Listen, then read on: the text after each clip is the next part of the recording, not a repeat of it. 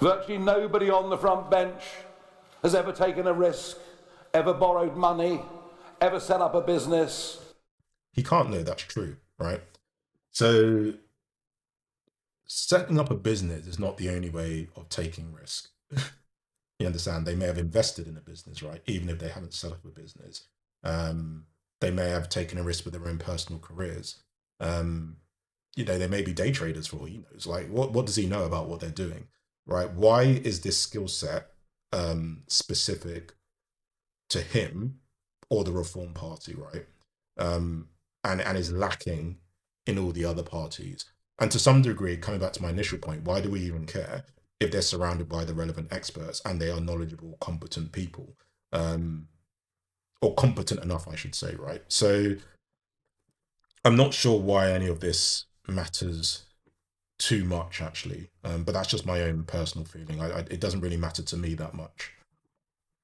Ever had to meet that monthly or weekly, depending what you do, payroll. There is no understanding at all. The disconnect between the conversations in Westminster and, frankly, in much of the media too, and what is happening in the real economy is a gaping chasm. Yeah, and I think I would agree with the perception, right? So the perception, to me, I would agree with. But my own view is that there's nothing telling me that any politician doesn't understand the real world. They don't understand sufficiently anyway, businesses and how businesses operate. It's not that deep is what I'm trying to say. And yes, unfortunately for Labour, they've fallen foul with rules around selling their second home and dealing with the tax there. Unfortunately, the Chancellor's fallen foul of applying for the correct rental license, for example. So again, it doesn't help the case of debunking what Nigel Farage is saying here. But my own view around all of this is that, again, broadly speaking, understanding what a business is and what regulation should look like, broadly speaking, is not that hard. It's not that deep.